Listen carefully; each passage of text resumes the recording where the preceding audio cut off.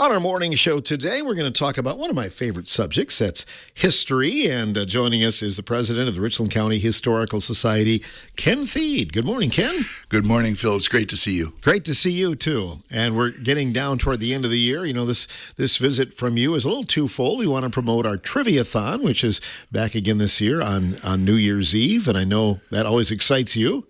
Well, and your promos are saying it got started back in the 1980s, the late 1980s. And it's funny how over even the course of time then, how things changed. We joked early on about how speed dial became, and that was something new. And the cell phones were like the walkie-talkies on that 70s show. But just the changes that took place on how you write the questions. I know the library at Richland Center got invaded, about a week before Triviathon, and all the history books and any type of book that you could have, they would check out. I remember that. Yeah, they did. That's funny that you say that because everybody thought, well, they have a speed dial. That's unfair. And then it became, when the internet came around, it was... changed everything. Exactly. And if you had dial-up, I was just talking to somebody the other night who was talking about when they had dial-up. And of course, they would go on the internet with that, and it would take a while to get on to look something up. And then they'd have to quick unplug their computer, plug their phone back in so they could dial the radio station. Well, even the simplicity of a cell phone, you can sit right there with it. We were talking the other day about rotary dial. And do you remember the long extension cord that would went with your phone where you could walk all the way across the living room, sit on the couch, and still be on the phone? And those are good history moments and memories, too. Good memories. That's how I asked girls out. I'd go around the corner, the long cord, duck behind the file cabinet. Oh, good stuff. So has it been a good year with the Historical Society? Great year with the Historical Society. First of all, I've got an outstanding board. People that care about history and a diverse board and more than willing to do anything. I ask of them two things. I tell them that we have 2 meetings a year and to take 2 Sundays in the summer at the Akey School Museum. And they more than willingly do that. And that's wonderful.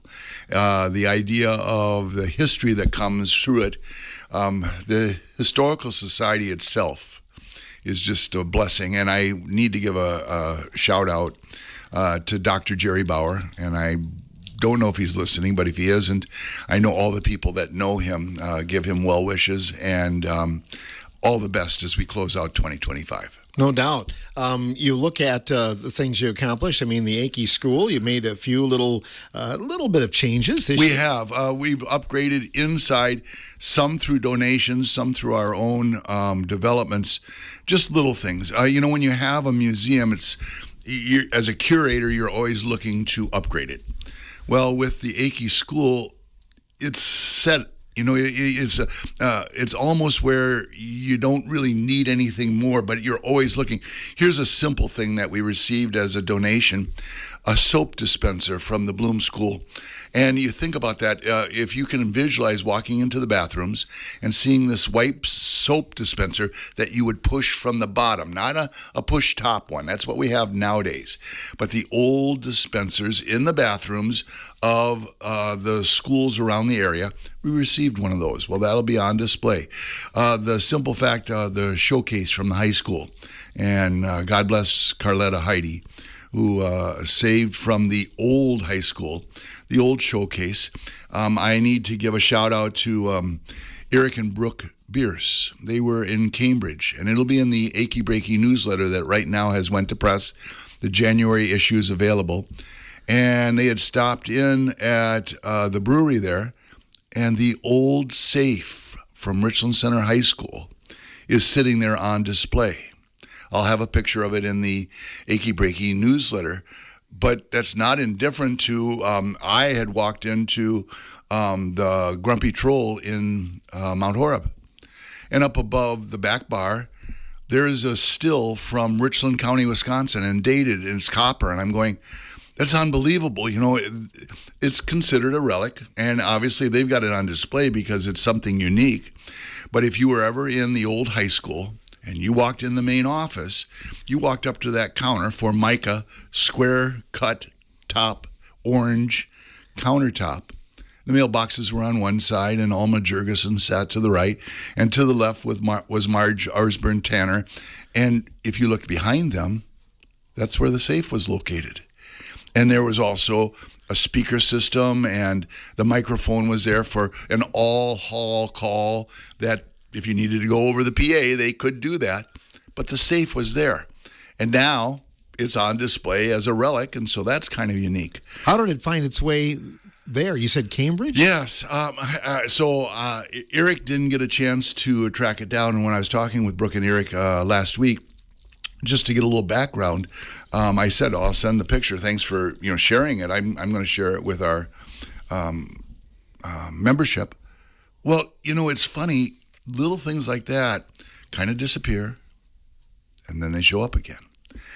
One of the relics from the high school that we now have up in the Richland County History Room, I delivered it yesterday, and thank you to the high school, and a shout out to Ryan Lemke and Liz Perkins and Steve Board and all the folks up there. But it was the brass plaque from the old gymnasium. It weighs a ton. First of all, you go to pick it up. It's 24 by 30, but you go to pick it up, and it's got to be close to 100 pounds. And I'm not making that up. It's a brass plaque that if you walked into the old gymnasium at the old high school, there's a little ticket booth there. Yes. And mostly marble all the way around. They had 2 double-door entries, and they were made of wood, and they had a little window through them, if you got that visual with me. Below the ticket booth, there was this sign that said this gymnasium was built for all students of the School District Number 2 of Richland Center and Richland County, dated 1940. And that's something that found its way to the new high school. I'm not trying to get myself in trouble now, but I think the statute of limitations is up, that I might have just happened to take a screwdriver and take that item. They can't fire you now, I don't think. No, yeah. I don't know what the penalty would be. I was glad to hear it when I was talking with Mr. Lemke and Ms. Perkins. The old Hornet Hive sign is up as it was intended to be. And they took the initiative and finally got the approval, I guess is the blessing. And it's actually a place for the seniors to go sit now. It's in that back cafeteria area. It's a privileged area. It's a place to go and just relax. Mm-hmm. But it's a Hornet Hive. And I think what we lose track of, and I was talking with many people, and it's not indifferent to going to the area schools like Ithaca and Riverdale and Weston and Kickapoo. You have traditions, and you have history, and you have to keep some of that. Now, I'm not in objection to being progressive, and change is necessary if it has a purpose. But there are some things, there are some relics, there is some nostalgia that you need to keep to reflect upon. 90% of history has been thrown away, I say. And of the 10% that remains, 90% people have no idea what they have. To have those Hornet Hive signs for an alumnus that comes back, and they'll remember the old benches. They're colored, and they were at the middle school for a while. They've made their way back to the high school. And for all the years that you would sit in that Hornet Hive area, the entry into what would be the gymnasium on your right and the all-purpose room cafeteria on the left, and that black and white tiled floor and the steps that were there, the pop machine, and then you'll probably remember in the old high school they had a milk machine, and God bless Art Head, he would always fill that. And it was the ice cream sandwich machine that had the old rotator, with and you want to talk vintage. Like an elevator going up and down. It was an elevator. Yep. And just to reflect on those things. For the alumnus that actually attended Richland Center High School, and anybody that went to the school, you start seeing those things. You start reliving memories and revisiting them. And as soon as you can get that going, that's healthy. I think we need to do so much more of that. I think we lose track of just reminiscing. There was a gentleman that came into the history room yesterday afternoon when I was there and started reminiscing because he looked up some stuff, and as he was reading through it, he had a reflection, and it brought back such fond memories and good things. And I think we need to do more of that. Yeah, you were describing the old gym, and I recall, of course, many broadcasts from there for WRCO. But we had our own booth in the bleachers. Yes, there was. And it was closed in. It had a door that opened out, but you wanted to get there early and get in there because otherwise people would sit right by the door, and you have to, kind of open it slightly and say, "Can you move so I can get out?" If you were going to go to a Riverdale Richland Center wrestling match, yes, get there early, or a River Valley Richland Center basketball game, if you weren't there by the middle of the JV game for basketball, and in those days they even had Exo Dino, they had exhibition matches before a full JV, and then you were lucky to get to the varsity match by 8 o'clock, if you remember those days, and they did start things later because the majority of people were farmers. Yeah, and get the chores done. Had to get the chores done before they could get to the game, and if you could think of an 8 o'clock start now, oh my God, what happened to your sleep and your rest? Because everybody else now, the sooner we can get done, the sooner we can get home, the better it is. Right. That's a big part of it. Winter time, too. It's important to get off the roads a little bit sooner, but we didn't worry about it back then so much. Yeah. Well, they probably went on snowmobile. I don't know. Yeah, maybe.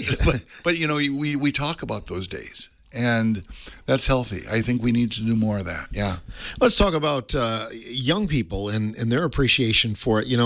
I guess you and I were a little bit different, but I loved hearing stories from my parents and grandparents about growing up there during the Depression and World War II. And so even at age 16, 17, I was really a well of history and wanted to help preserve, whatever I could. I guess my wife calls it hoarding now. But I'm accused of it as well by my daughters, yes. But do you find that young people, students of that age are interested in that kind of stuff now? It's interesting. If you get them one-on-one, you can really learn a lot from them, what they've learned from their parents, and even more so from their grandparents.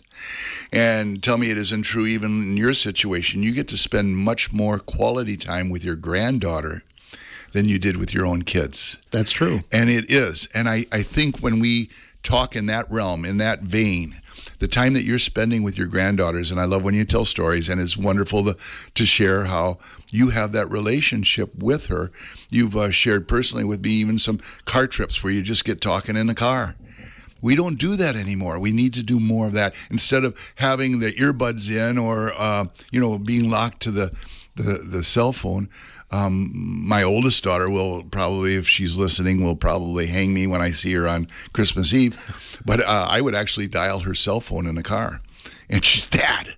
I said, "Well, I'd like to just talk with you." And I figure if I need to talk about it, she'd put the cell phone down. And with both my girls, my youngest, Erin, she just loves, that 70s and 80s slot because that's what Dad would listen to.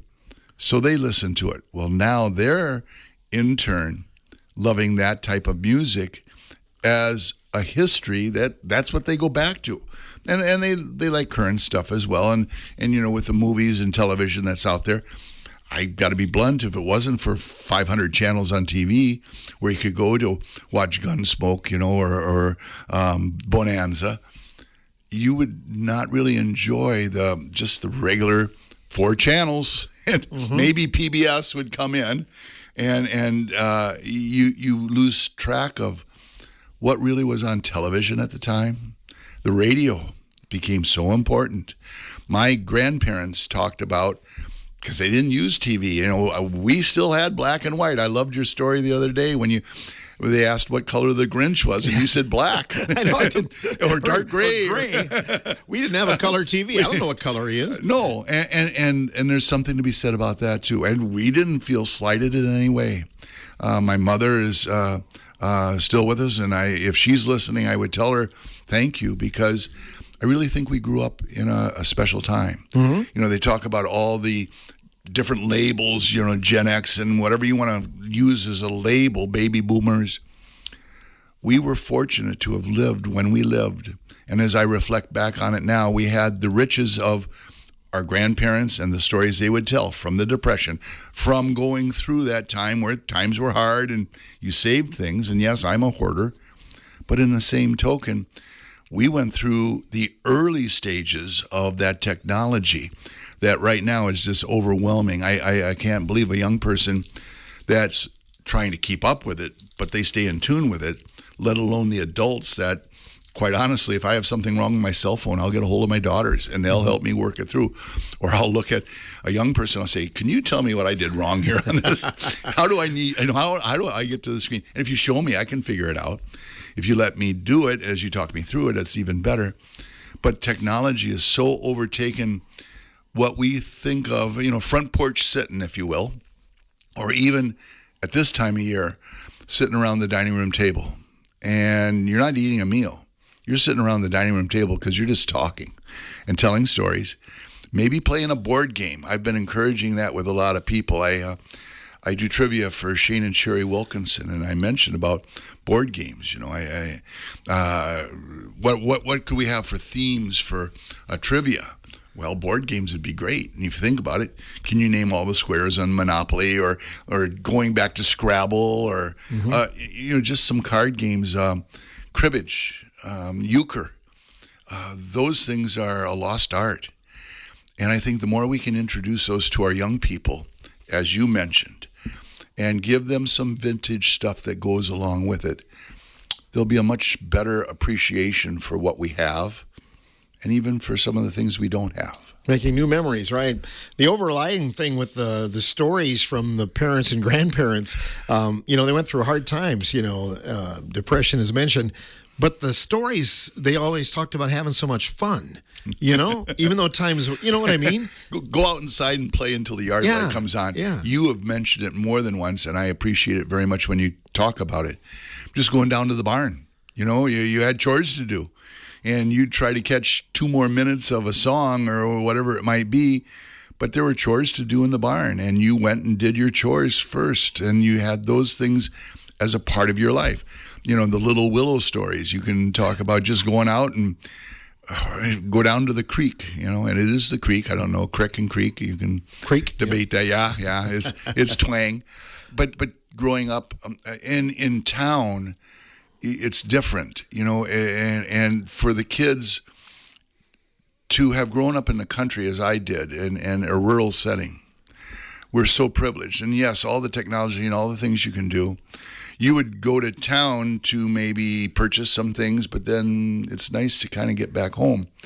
For those people that live in the city, tell me that they don't enjoy a good drive in the country just to see how things have changed. And all the parts and all the relics.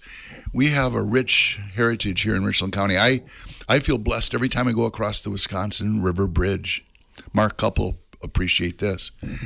You look up and down the river. We see it every day. It's a treasure. The hills here in Richland County, oh my heavens. The beauty of them. And here's the funny thing, and maybe you can elaborate a little bit on it just from what you remember, because you always talk about your mom with going in for parent-teacher conferences or your dad and the privileges. But they were mom and dad, and you had that special time with them, and you reflect back on that time. I was so blessed. It's almost a year now that my father has passed, and I'm celebrating because all the memories and everything that he's provided for me, it's not a time of mourning. And when we need to go through that, the different stages. For me, I can tell you right now, I'm thinking back to just some stories that he would share. And that's what's precious. That's why we need to spend more time with our kids. We need to spend more time with our grandkids. As a retired educator, and I think you can appreciate this statement, we don't need classes for kids. We need classes for parents on how to raise their kids. And that's blunt, and that's from Mr. Theed, and that's straight up. Yeah. Because I think you're right. Because these kids out there are looking for you to spend time with them. They're yearning for that. Whether they'll admit it or not, because sometimes they'll roll their eyes. My daughters always do. They really do appreciate spending that time. And I think we need to do more of that. Mm-hmm. Growing up on the farm, we were fortunate because I was thinking about this too, about Christmas shopping in downtown Richland Center. About this time of year, school would get out, and I might get the privilege to ride with Dad to the Keegan feed mill, to get feed ground, get the corn ground for feed, and then I could wander uptown and buy some gifts. And my favorite spot was Schultz's, and I really appreciated the dime store. And a shout out to Alan Umbehound for just helping me reflect back. Just as he talked about walking through downtown Richland Center, I remember Schultz's and walking into the 5 and Dime. And if you don't remember that, boy, I'll tell you, that's a privileged time to catch that. And you always talk about the record store. Well, there were other places I venture to say you probably stopped or have at least. Schultz's had them. Yeah. You walk in the front door, which is now Court and Main, but right there to the right by the window, that's where the records were. And if you went straight back, they had toys back toward the other exit, and that's where the model airplanes and everything were, too. So a couple of hot spots for little Phil to wander. See, for me, it was baseball and football cards. Sure. And so I was always over looking at, or posters, because they had the different posters of the time. For me, it was Kareem Abdul-Jabbar, Lou Alcindor at the time. But, that was classic. If you can get Oscar Robertson and Lou Alcindor in a picture, that was choice. Sure. Yeah, my first basketball, it had the fake insignia, but it said Lou Alcindor on it. So. And I have a hard time, you had mentioned it. It's still the Dane County Coliseum to me. And I did get to see them play there. And I know it's the Alliant Energy Center by proper title. And I'm sorry, I'll still say Miller Park, not AmFam Field. It's hard. It is. It really is. But those are good memories that you remember that opportunity of doing those. Well, you mentioned about going to the feed mill. There was always a break time in between there because you had to have the feed ground. Yep. Nobody has their feed ground anymore. I believe Riverdale Ag still does it, but that's a thing of the past now. And those were times you scheduled that time. Okay, you got your milking done. Let's get cleaned up. Let's get in the truck. And of course, the truck was always loaded, and you had the feed sacks. You threw the feed sacks on the back. Mm-hmm. Oh my, those are good memories. Good days. Or if you put the higher racks on the truck and you took a calf to market, you could get into town maybe that day too, especially if it rained that day or something. Sure. Yeah.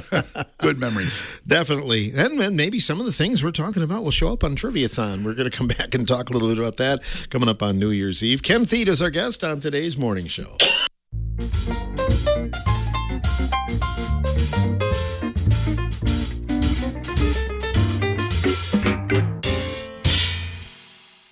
We are speaking about history on today's morning show. Ken Thede is my guest today.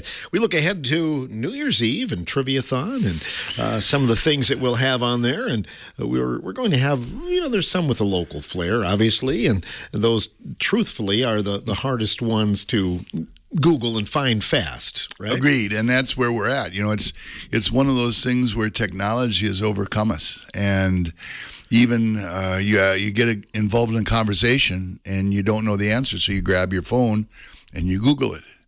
And something is to be said about just knowing some history, and that ties into those stories that we were just talking about earlier, that there is just some local history that's unique. Mm-hmm. Not all the questions will be like that, but some will, and I think we're going to bring back the 50, 40, 30, 20, like one clue. If you get it, you get 50 points. The second clue, you get 40. I think that went over pretty well last year. I heard kind reviews on it, and it was just a little twist during the program. That goes all the way back to Stevens Point, where the idea came from, and they developed little unique, like they had the trivia stone, and they had different things that would tie in during the program to just take a break from the routine question, play songs, and then give the answer. It gave a little twist to the actual trivia. Mm-hmm. So we hope teams will sign up. We've had a few so far, but you can do that at 608-647-2111. And I've been hearing a few of the behind-the-scenes stories from the teams over the years. And, man, if you have any video or anything like that, I'd love to see people scrambling around. But you need somebody who's adept at line. Even some of these local ones, you can know where, if you don't exactly know where to find them, sometimes you can find little tidbits that will lead you to the right It's answer. nothing different than Trivial Pursuit, where you get a little idea and then one will lead to another and then eventually to what you're getting with. And I still think Phone a Friend is a common answer. Who can we call that would know that? Is still, and it's a rarity. You're not probably going to get through if you have to take the time to call somebody, because it's usually a couple songs and somewhere between 6 to 10 minutes. But the idea of phoning a friend probably isn't the way to really get through. I think just the fact. I would put the challenge out there to a lot of the former players, because we're heading into that time where family and friends are going to get together here for Christmas. Well, maybe set up a time that you get together again in another week for New Year's Eve. And I know, and thanks to Ron, he put it on as an original program because it provided an alternative to just a Christmas party, to a New Year's party, to a party that, instead of going out, why not stay home and have friends and family over and listen to the program on WRCO. Plus, there's great music being played at the time. But just the challenge of why not put a team in and see how you do it? For us, we're not asking for more work. We're really looking for more interesting participation. And it's great because part of the challenge, just like this morning, is getting through on the phone lines. You've got 3 lines and we'll have people here answering and greeting you, and there's a routine that you'll get used to. But the idea of just getting involved in that little climax of, oh, we got through, and then you take the break and downtime, then you're listening for the next question, and it just gets you a little bit more involved, and you will become a little bit addicted to it too. I think so too. It's fun to listen. I had a couple of people tell me, because we went away from it for a few years, and sometimes you miss something. You cherish it a little bit more when you get it back. But I had somebody tell me the other day that New Year's Eve's felt kind of empty when we didn't have it. So I would agree with you. It almost became a staple. Where right. Yeah, that's something we can plan for. And if you do have that New Year's Eve party, again, Christmas is now the time to start setting it up, because you got a week, but you got family and friends that you're going to be getting together with. Make the plan for next week for New Year's. Let's get together again and let's play trivia. And some people, you don't have to all be in the same location, you not. can hooked up, however you're going to communicate, and kind of maybe out of the area. A lot of people do listen online now as well. That's even awesome to just know that people are listening online to the local programs. That's awesome. No doubt. I wanted to talk a little bit about the book. I know the Avoca Blue River Muscadet Lions Club offering the new book taken from the headlines of the Muscadet Progressive, and that's gone over pretty well, Ken. Thank you. It has. It's very humbling for people that have purchased it. It's a $25 donation to the Muscadet Lions. And the idea of the Muscadet Avoca Blue River Lions doing projects and the things that they have, I took time to go through all of the newspapers from 1974 to 1999. That's volume 1. And I quite honestly have about 300 hours of time in it, maybe more. But it's time I cherish, because it's just so entertaining to go through what actually happened. And I thank Wendell and Vi Smith for what they did, because they had the books bound. I can track them down at the Muscadet Library. Dave Bauman has been extremely supportive. I can track it down at the Richland County History Room. Crystal Foley has been extremely supportive in the idea of going through all those newspapers. And it's maybe just a clip. Maybe it's 1 or 2 lines from the story, but it gets you to reflect back. And then what I've also included in there at times is stamps went up from 21 to 23 cents. Or you can have an all-you-can-eat buffet at the Blackhawk Supper Club for $3.95. The last 7-foot Haybine is still available. Get them while they last before the end of the year at Cooley Motors in downtown Muscadet. Well, then Cooley Motors moved from downtown Muscadet out to now where Brent Steadley has his shop. And of course, that changed, and what changed on Wisconsin Avenue. And then there's a story about Avoca or something that ties in with Blue River. So it's the Muscadet area. There's stories of Richland County, because, of course, you extend across the river and the new highway going in. All these things were a part of our life. And 2 things happen. One, you'll read it and you go, I didn't remember that. And the idea of you reflect back, or even better, you do remember it, but now you start telling stories about it. And I've included nothing more than a line or 2. That's at most, I think there's at most maybe 4 or 5 lines, but then there's pictures with it. And as you read through the book, it's 466 half pages. It's 25 years. Everybody says, when's volume 2 coming out? Well, I'm working on it. I'm about a quarter of the way through. I'm hoping for spring, but I'm not rushing it. And that's the line I gave to Mark Cupp, and thank you, Mark Cupp, for your support. But the idea of I want it done right, and I want it to be presented. And to Gene Heenick, who helped with the printing of it, he said, well, we can print it this way. I said, that's not the way I want it. Here's how I'd like to have it. And I really am proud of the product that you're going to look at. Taken from the headlines, the Muscadet Progressive, 1974 to 1999. If you're curious how to get a copy of it, because it makes a great Christmas gift. It's one of those novelty gifts. I call it a bathroom reader, because you can read 1 or 2 pages at the kitchen table or in the bathroom. Or you can read a whole year in the recliner before you go to bed. It's available if you were to go through Markup and the Lower Wisconsin Riverway. It's at Wilkinson Auction and Realty. If you get a hold of me, I'll get you a copy. The idea of the book is you start reminiscing and you start remembering. And it's provided what I would be proud to say is a very good history book of our local area. Do you do some advertising in there as well, or some of the old advertising? Yes. And so the idea of the old advertising, the stores and the businesses are a part of that history. And here's a simple line that I give. People talk Muscadet. I'm going 1970s now. Can you believe this? In the 1970s, and I'll go through any of the listings for you, but they had 9 gas stations. They had 3 grocery stores. They had 4 places 7 days a week that you could get something to eat. There were 7 merchandising stores in a 2-block area.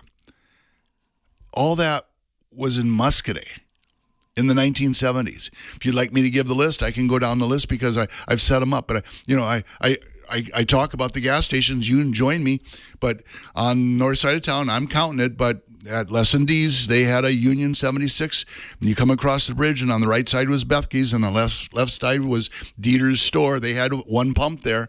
And you go down, and now Tom Franklin has a business there, but that was where the Standard station was.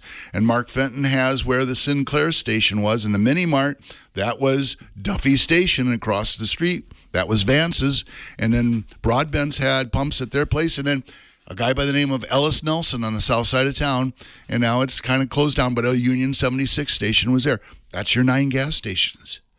Grocery stores, there was Walsh's, there was Miller's Market, and of course Dieter's had, at that time, a convenience store because you walked in, if there was something you needed, you could get something at the grocery store.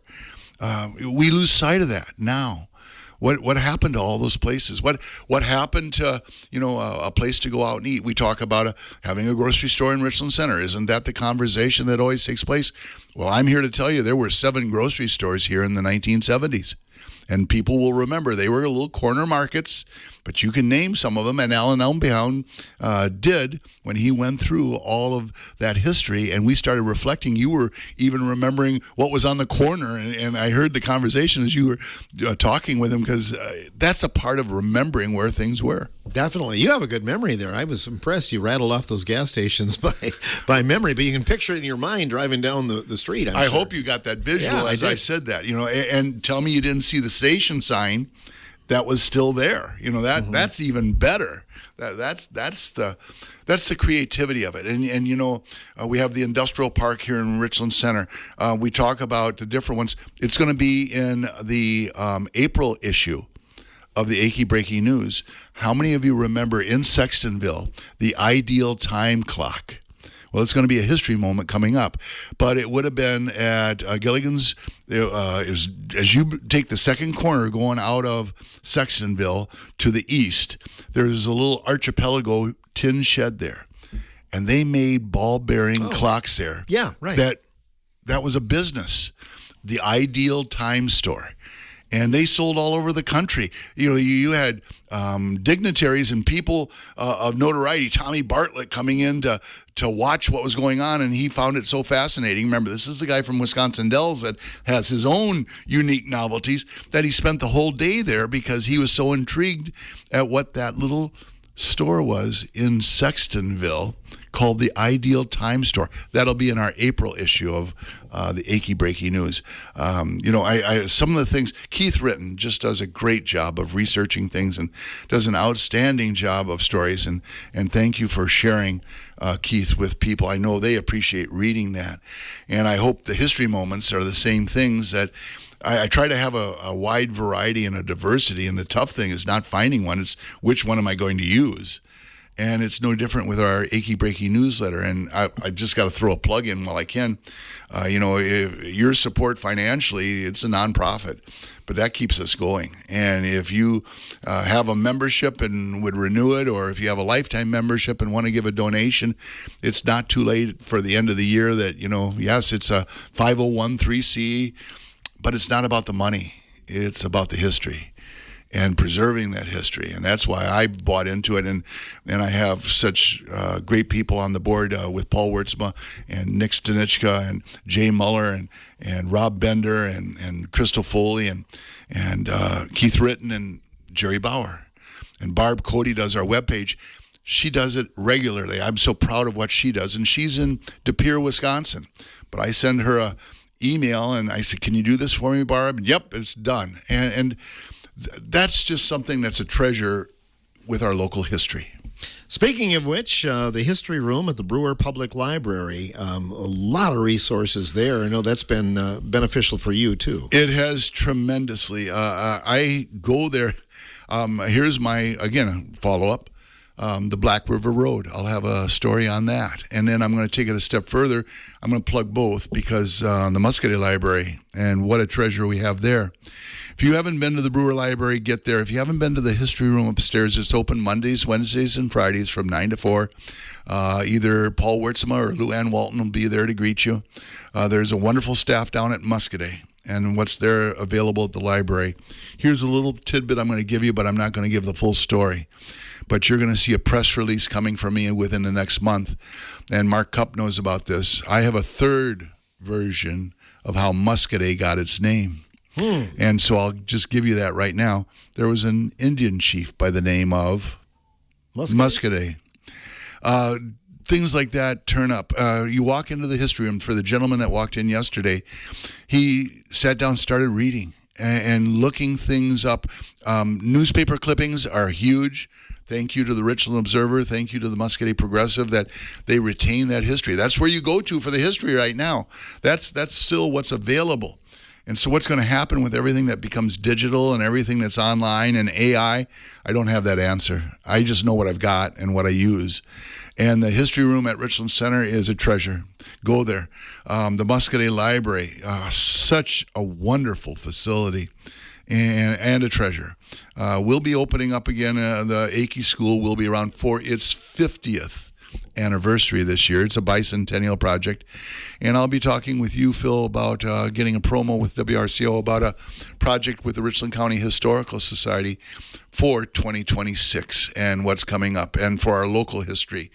And I hope for the people that have listened today, they can take a moment just to reflect back like you and I have been. And I'm sure we'll be talking even more when we get off the air.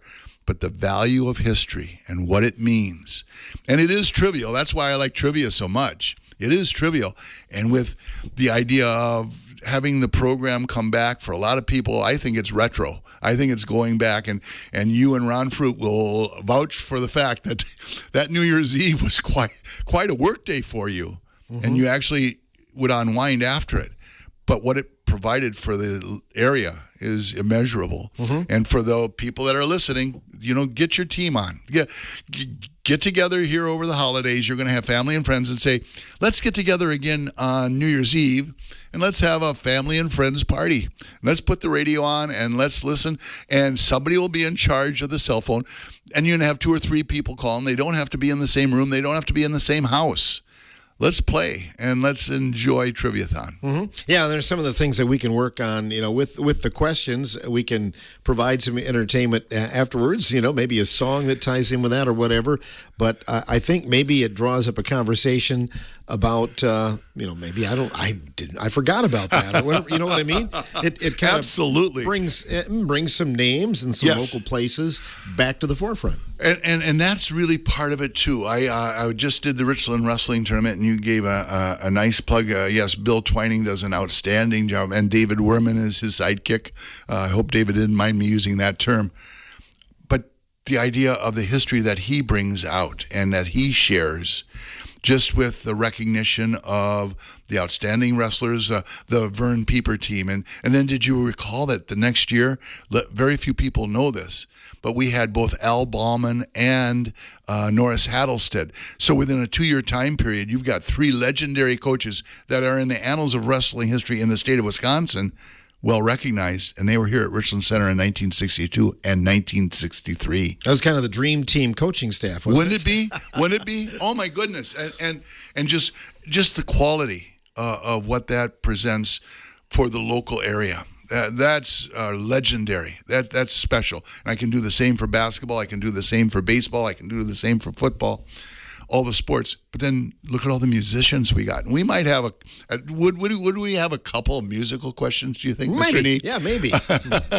Well, I was going to tie music, because music and sports are, two of my favorite things. But I got to know Al Bauman through Gary Goodconnect, but back when Al was still, coaching at Mineral Point. Yeah. But a lot of people probably don't know the fact that Al was quite an accomplished musician and a band, and his band recorded a song back in the 1960s on a little 45, and they knew Vilas Craig, because they were playing some of the same places and things like that. So. And you had a Vilas Craig song on. We did. We played one earlier. The Baby Jesus, and that was retro, and that was a nice flashback. And I did not know that he was an accomplished musician. That's even, the multi-talents, if you will, or those inside stories.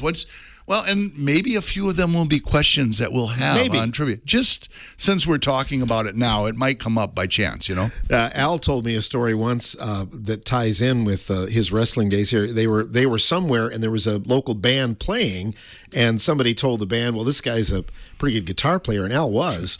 And so they asked him to come up and play a song with him, and he kind of blew them away. They're like, wow, that's really good, and we didn't catch your name. And he said, my name is Norris Hattlestead. He gave Norris his name instead of his own. Oh, that's classic too, right there. Well, I got to give one other quick one. I don't know how much time we have left, but just here in town with the RCPAC, the auditorium, and who played there, and who spoke there. Houdini and Liberace, and all the notable events that took place there. And of course, they're doing a wonderful job with that. A shout out for bringing back the history the way they are.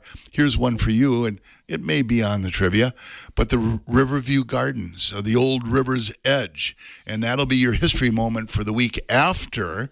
It'll be, I might have a few tape for you ahead of time. The idea of the river's edge and who appeared there. Well, there are some bands that were just traveling and going through, and they stopped at the river's edge because that was a nightclub. It was a spot to jam, if you will. And some of the people that stopped there, just the notables of that. Great history. History. Yeah. Tommy James was there in the 70s. Yes. The Grassroots, I believe, played there. Absolutely. Both of those. And, of course, at the time, they were notable. Mm-hmm. But now they're legendary. I think that's a good way to verbalize it, to say you've reached another level of notoriety, if you will. But the fact that they were there, and a lot of that was with Star Spangled Celebration. Tell me that we couldn't tie in some Triviathon questions with Star Spangled Celebration and the different acts that appeared here, the up and coming, if you will, and you always had your headliner. But the people that actually appeared here and went on to even greater fame after they played here. And it wasn't because of Richland Center. Richland Center was fortunate to get them in. Mm-hmm. And that's one of the things that now it's just not financially, you look at all the ones around the state that used to happen. Well, they're not the way they used to be. Mm-mm. But that history ties into it. And you much better than I can go down the list because you were so directly involved in it. But just making those connections with some of those artists was a treasure, and I appreciate, and you do it on Those Were the Days, and I'm going to give you a compliment. When you can do those interviews and just casually talk with them, whether it be on the phone or you can say, hey, can I get a little clip here? That's a treasure in and of itself, and I know you value it. I know you appreciate it, but you need to know your listeners do too, and I'm one of your listeners. Well, and I've hoarded those recordings over the years too. With I've kept them for posterity for whatever reason, but some of them come directly from cassette. I was going to say, and I hope June, if you're listening, I hope he doesn't have to throw them out like some of his old T-shirts. But those ideas of the cassette and then getting it maybe digitalized, and having it where we can now get it for posterity, because I've still got 8-track tapes and they work. The Who, and if you like, I'll bring it in and play it for you. I need the 4 big double C, or not double C, the larger D batteries. Double D or D battery. I need 4 of them, and they don't last long. No. But I will play for you the Who if you'd like to hear them. That's good. Might have to run the 8-track head cleaner through the tape. Clean the heads before It will be a little dirty. All right. Always good reminiscing with you, Ken. Thank you. Pleasure. And we'll see you next week. And of course, we'll be here for New Year's Eve, 6 to midnight for Triviathon. I'll stay behind the scenes if I can. You will. You'll help answer the phone, though. Yeah, I'll be around. Yeah, good. So we hope a lot of people will take part in that. And again, you can register. You got another week or so to do that. Yep. Yeah, talk about it now. Get that team set. Indeed. Ken Thied, president of the Richland County Historical Society, our guest on today's morning show.